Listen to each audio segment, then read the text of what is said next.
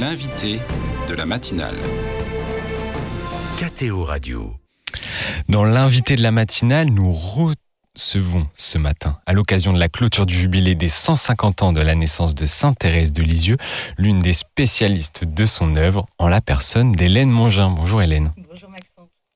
Vous êtes éditrice aux éditions de l'Emmanuel, à l'origine des dernières éditions et de la quasi-totalité des écrits de Sainte Thérèse de Lisieux publiés en 2022. Alors, pour clôturer ce jubilé, une messe solennelle en la basilique de Lisieux s'est déroulée hier, présidée par le cardinal Semeraro, préfet du Dicaster pour la cause des saints. Dans son homélie, il a notamment évoqué les rois mages en ce dimanche d'épiphanie et raconté que la petite Thérèse était fascinée par les étoiles.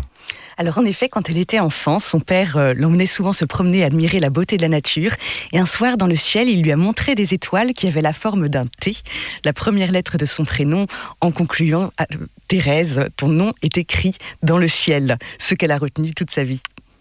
C'est un beau message. Pour vous, pour commencer, qu'est-ce qui vous a marqué lors de cette année jubilaire qui était réservée à Sainte Thérèse ? Alors j'avoue que déjà on a fêté ses 150 ans, donc joyeux anniversaire à Thérèse.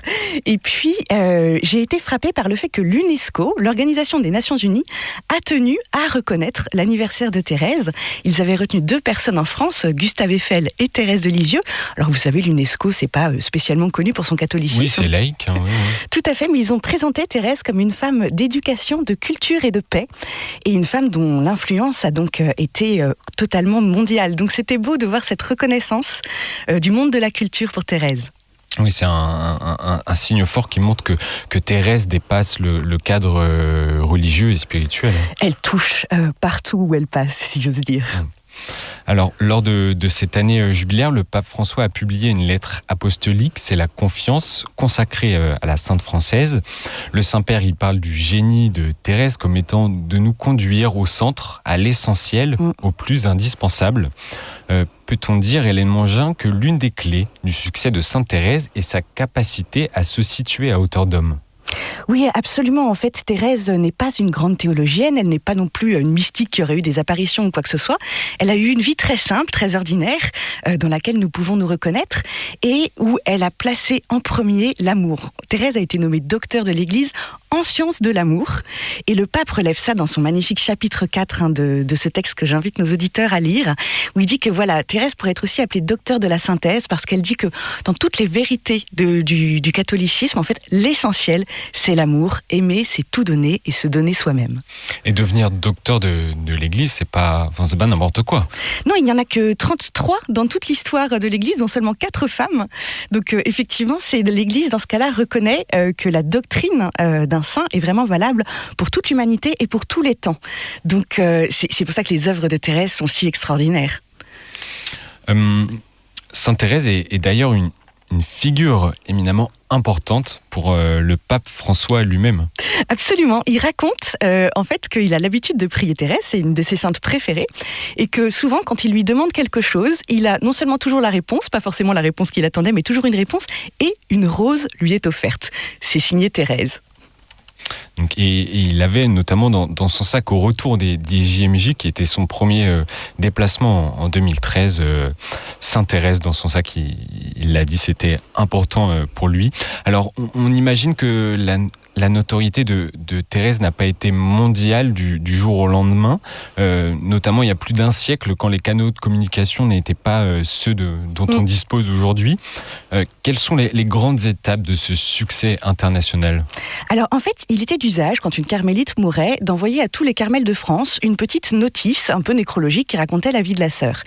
Et pour ce faire, les sœurs de Thérèse ont rassemblé quelques-uns des écrits de Thérèse, qui est devenu ensuite Histoire d'une âme, en ont fait un petit livre et ont commencé à l'envoyer dans les carmels. Ils ont édité à 2000 exemplaires et la plupart des carmélites avaient dit « mais on en a fait beaucoup trop, ça va jamais partir ». C'est parti en quelques mois et tout le monde, le bouche à oreille a fonctionné, ce qui fait que son livre s'est diffusé à une rapidité incroyable. Et puis, Thérèse avait promis qu'elle passerait son ciel à faire du bien sur la terre, qu'elle répandrait une pluie de roses. Donc les gens ont commencé à prier Thérèse. Et là, il y a eu ce qu'on a appelé l'ouragan de gloire. Si vous dire si des miracles elle en a fait. Je crois que c'est unique dans toute l'histoire de l'Église catholique, et en particulier sur les champs de bataille de la guerre 14-18. Souvent, voilà, les soldats partaient avec une petite médaille de Thérèse donnée par leur femme en se disant « qu'est-ce que c'est que ça ?» Et puis quand ils se retrouvaient au cœur des obus, ils priaient, ils appelaient Thérèse au secours. Et Thérèse répondait. Thérèse est apparue plusieurs fois. Thérèse a sauvé des soldats des deux côtés du champ de bataille. Et alors, il y a un livre qui vient de sortir, Pluie de roses, qui raconte les plus beaux miracles de Thérèse. C'est stupéfiant. Il y a au Carmel de Lisieux 14 000 témoignages écrits de grâce reçus par Sainte Thérèse. Donc, elle a voilà, l'histoire d'une âme s'est répandue. Ensuite, Thérèse a répandu sa pluie de roses. Et aujourd'hui, vous ne pouvez pas rentrer dans la moindre église du fin fond du bout du monde sans y trouver une statue de Thérèse qui révèle voilà, son amitié avec les chrétiens sur place. En 2022, vous avez travaillé à la réédition des écrits de Sainte Thérèse. Pourquoi avez-vous souhaité cette réédition ? Pour rendre les textes de Thérèse les plus accessibles possibles. En fait, aujourd'hui, il peut y avoir une forme de fossé historique, voire spirituel dans les formulations qui nous séparent des textes de Thérèse. Et donc, du coup, j'ai voulu faire une édition qui soit facile à lire, avec des notes, des introductions qui donnent les clés de lecture pour rentrer dans le texte thérésien. Puis j'ai rajouté des photos, une belle maquette, tout pour donner accès à ce texte si extraordinaire qui a changé beaucoup de vies. C'était important de l'actualiser justement avec ces notes de lecture pour peut-être le rendre un peu plus accessible, ou en tout cas tourner un peu plus vers notre monde contemporain. Oui, en fait, souvent déjà Thérèse utilise des termes purement carmélitains quand elle dit qu'elle a été en récréation. Aujourd'hui, les termes ont changé, mais je pense qu'effectivement, elle a une parole qui touche au cœur et qui fait que, voilà, elle n'a pas besoin, si j'ose dire, d'être actualisée, juste qu'on ouvre la porte de ces textes. Vous qui connaissez très bien Thérèse de Lisieux, vous dites même que c'est une très bonne amie. Parlez-nous de la relation particulière que vous avez avec la Sainte. Alors, moi, quand j'ai été convertie, je venais pas d'une famille très pratiquante à la base. Donc, à 15 ans, j'ai découvert le Christ et le premier livre qu'on m'a mis entre les mains, c'était Histoire d'une âme. Et j'ai vécu une véritable rencontre avec Thérèse. Je pense que beaucoup de nos auditeurs peuvent le comprendre parce que Thérèse sait se rendre vraiment présente. Et elle m'a montré le visage du Christ. Pour moi, Dieu était encore une image assez vague. Et Thérèse emploie le terme Jésus 4000 fois dans ses écrits. Donc, c'est vraiment elle qui m'a fait découvrir le visage de Jésus. Et depuis, je ne cesse de la lire, la relire. Vous voyez, j'écoutais ce matin, comme nous venons de l'entendre, Grégory Turpin chantant Thérèse. Et puis vous voyez, alors je suis désolée, les auditeurs ne voient pas, mais j'ai même un tatouage qui représente la saxifrage, la fleur emblématique de Thérèse. Donc oui, c'est ma meilleure amie. Vous avez l'impression d'être souvent avec elle, souvent en lien avec elle ? Oui. On discute, et puis j'ai été amenée à travailler effectivement énormément ses écrits dont je me suis nourrie. C'est vrai que la parole de Thérèse, elle est tellement déjà imprégnée de la Bible que, comme la Bible, si j'ose la comparaison, c'est une forme de parole vivante. Donc j'y découvre toujours de nouvelles choses, et c'est vraiment une sainte avec qui on peut être en dialogue. Et elle a vraiment cette particularité de se rendre présente de manière parfois quasi sensible à travers, je pense, en particulier le voyage de ses reliques. Voilà, et c'est vrai que beaucoup de personnes, j'ai longtemps travaillé à Lisieux, où passent chaque année 700 000 pèlerins, et du monde entier me témoignait aussi de cette amitié qu'il vivait avec Thérèse. Vous parliez de reliques. Le voyage des reliques de Sainte Thérèse a été initié en 1994. Elles ont visité près de 70 pays et elles se poursuivent encore ces visites aujourd'hui. Comment expliquer ce succès mondial et populaire ? Alors, c'est vrai que déjà, voilà, il y a une forme de mystère dans le sens où quand les gens vont voir les reliques de Thérèse, ils ne viennent pas voir des ossements, ils viennent vraiment voir Thérèse. C'est un petit peu, je pense aussi, la même chose qu'on vit quand on va sur les tombes de nos ancêtres, de nos proches, où c'est pour entrer en relation avec eux. Et elle, voilà, elle se fait vraiment présente. J'ai coutume de dire que ces reliques, c'est un peu comme je mets des guillemets, son sacrement à elle. Et du coup, alors que moi, j'étais pas très relique à la base, vous savez, les nonos, ça me parle pas trop. Mais vraiment, c'est assez mystérieux. Thérèse sait se rendre présente. Et j'invite nos auditeurs, par exemple, à se rendre, s'ils sont à Paris, aux Apprentis d'Auteuil, où se trouve un reliquaire de Sainte Thérèse, et où chaque année viennent des milliers de pèlerins pour parler avec elle. Et elle continue de faire du bien sur la terre, comme elle l'avait promis. Et puis, c'est vrai que par ses textes, elle nous conduit au Christ, parce que tout ça, en fait, c'est pas Thérèse pour Thérèse, nous ne sommes pas dans l'idolâtrie, mais vraiment son rôle a toujours été, je la cite, d'aimer Jésus et de le faire aimer. Eh bien, elle continue. Elle a un rôle missionnaire très important que le pape François a loué d'ailleurs. Elle est patronne des missions depuis 1927, ce qui est un énorme paradoxe quand on pense que c'est une petite carmélite qui n'a quasiment jamais quitté sa Normandie natale. Une fois, elle est allée à Rome, mais sinon, elle a vécu 9 ans enfermée dans son Carmel. Elle est morte à l'âge de 24 ans. Donc Thérèse, patronne des missions, vous voyez un peu le paradoxe de la chose. Mais tous les missionnaires se réclament aujourd'hui de Thérèse de Lisieux et savent vraiment l'aide qu'elle leur apporte sur le terrain. Vous l'avez dit, vous avez travaillé au Carmel de Lisieux en tant que libraire. Carmel où se pressent chaque année 700 000 pèlerins. C'est conséquent. Est-ce que vous savez un peu d'où viennent ces pèlerins en majorité ? Alors, en majorité, il y a beaucoup de pèlerins américains. Thérèse aux États-Unis est extraordinairement connue. On l'y appelle la Little Flower, la petite fleur. Donc, les Américains ont un amour pour Thérèse qui est toujours assez étonnant. Beaucoup de personnes qui viennent d'Afrique également, mais aussi d'Asie, où elle est très connue. Enfin, c'est vraiment le monde entier qui se retrouve à Lisieux. Et pourquoi ces pays en particulier, notamment les États-Unis ? Est-ce que vous sauriez dire pourquoi ? Une interprétation peut-être personnelle et un petit peu rapide, mais vous savez, les Américains ont une très grande sensibilité émotionnelle. Ils ont, le cœur simple. Et du coup, Thérèse, avec sa simplicité, son amour, les rejoint. Je pense qu'effectivement, elle a... Après, c'est vrai que c'est beau de voir comment dans chaque continent les gens sont touchés par tel ou tel aspect de Thérèse. Mais là-bas, la Little Flower et puis tout cet aspect aussi parfois un petit peu, vous savez, fleuri que nous trouvons très désuet en France, mais touche au cœur des Américains. Pour finir, une dernière question, Hélène Mongin. On a tendance à relire ou à réinterpréter avec notre prisme actuel certains faits historiques et l'histoire en général. Pour autant, certains estiment que Sainte Thérèse est une figure féministe catholique. Est-ce qu'on peut dire cela ? Alors, avec des guillemets, parce qu'il y a une forme d'anachronisme en ce sens que le féminisme est né plutôt au début du XXe siècle, après Thérèse, avec le mouvement des suffragettes et compagnie. Après, ce qu'on peut voir, c'est que Thérèse était une femme quand même d'une liberté étonnante, et à une époque où le discours de l'Église était quasiment totalement masculin et clérical, elle a osé une parole complètement originale, enfin de l'originalité des évangiles, qui s'est répandue dans le monde entier. C'est aussi une femme qui, quand les hommes lui disaient non, était capable de remonter au pape pour qu'on la laisse rentrer au Carmel à 14 ans. Donc je pense que avec quelques guillemets, on peut dire que Thérèse était une figure féministe. Est une figure surtout inspirante. Merci beaucoup Hélène Mongin d'être venue dans les studios de KTO Radio nous parler de la clôture de l'année jubilaire réservée à Sainte Thérèse de Lisieux. Je rappelle que vous êtes éditrice aux éditions de l'Emmanuel, à l'origine des dernières éditions de la quasi-totalité des écrits de Sainte Thérèse de Lisieux, publiés en 2022. Merci beaucoup et bonne journée à vous. Merci à vous.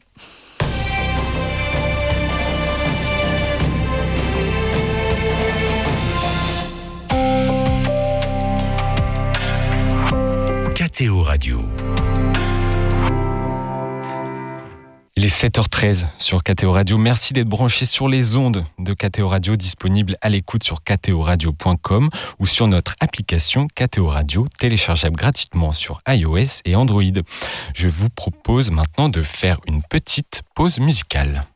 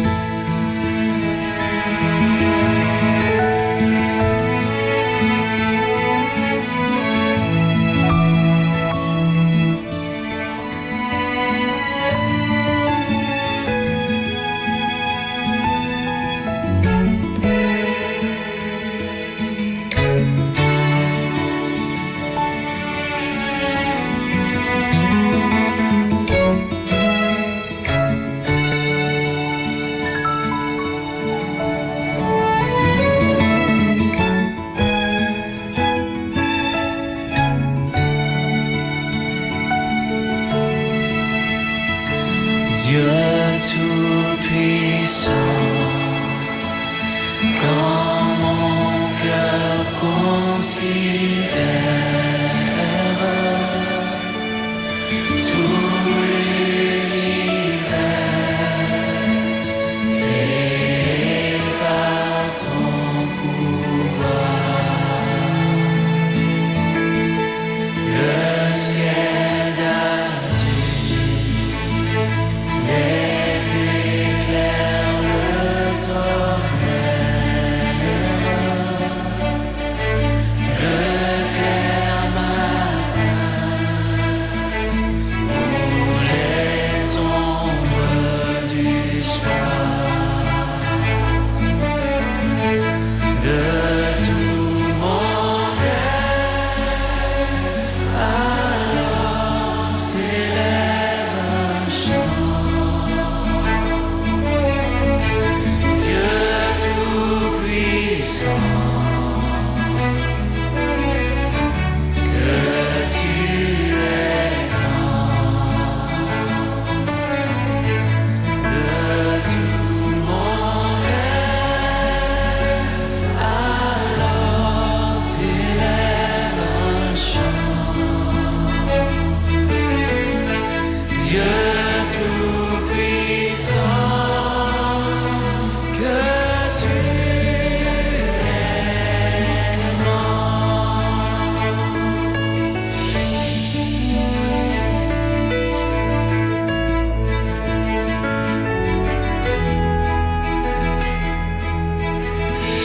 Mais quand je songe au sublime mystère qu'un Dieu si grand a pu penser à moi, que son cher Fils est devenu mon frère, et que je suis l'héritier du grand roi. Alors mon cœur redit la nuit le jour que tu es bon, ô Dieu d'amour. Alors mon cœur redit la nuit le jour que tu es bon, ô Dieu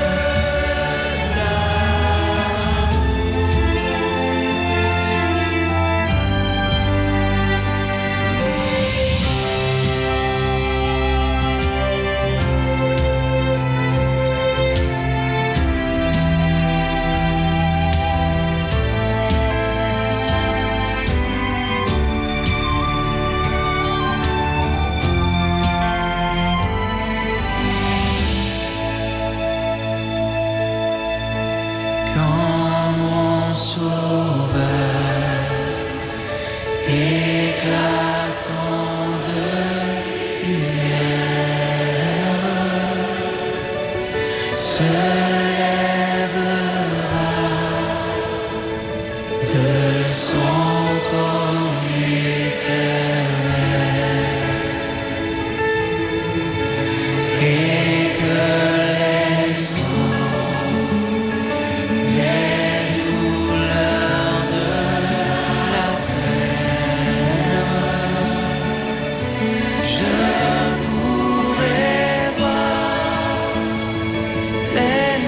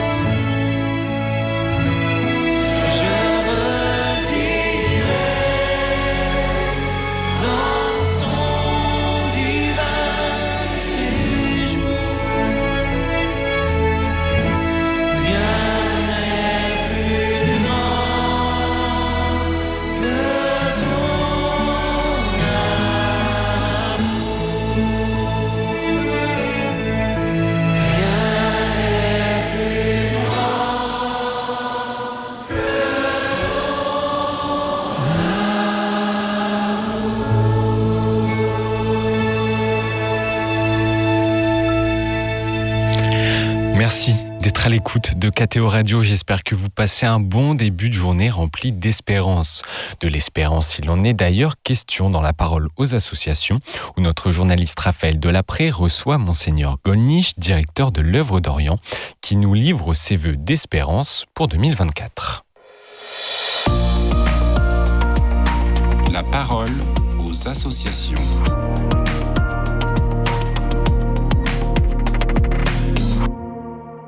Vous écoutez KTO Radio. Dans la parole aux associations d'aujourd'hui, Monseigneur Gollnisch, vous nous parlez de vos perspectives en cette nouvelle année 2024. On vous écoute. Voici la nouvelle année qui s'annonce.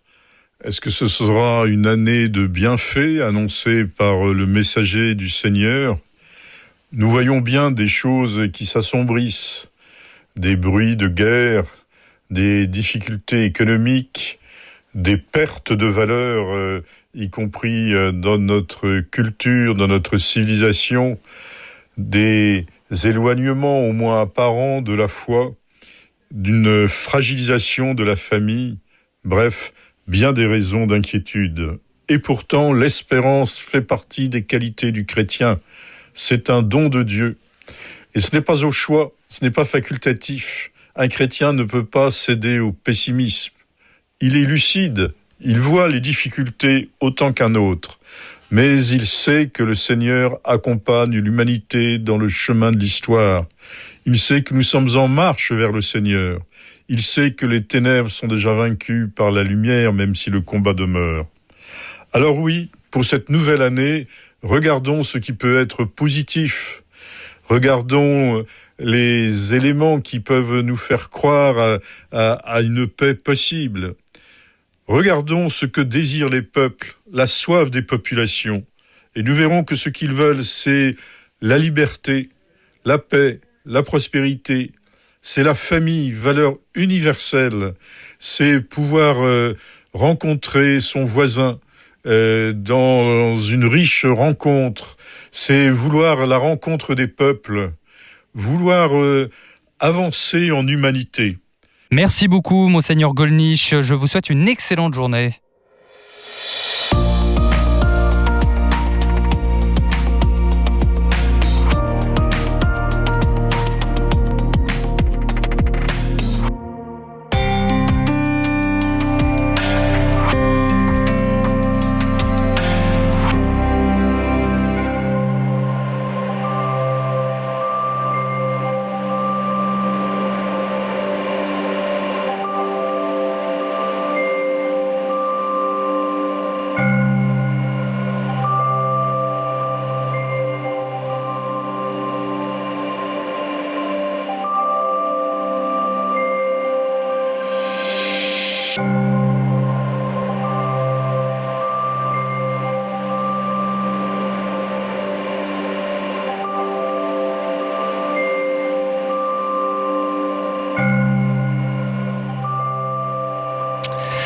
Il est 7h24 sur KTO Radio. Merci à vous, chers auditeurs et auditrices, d'écouter KTO Radio.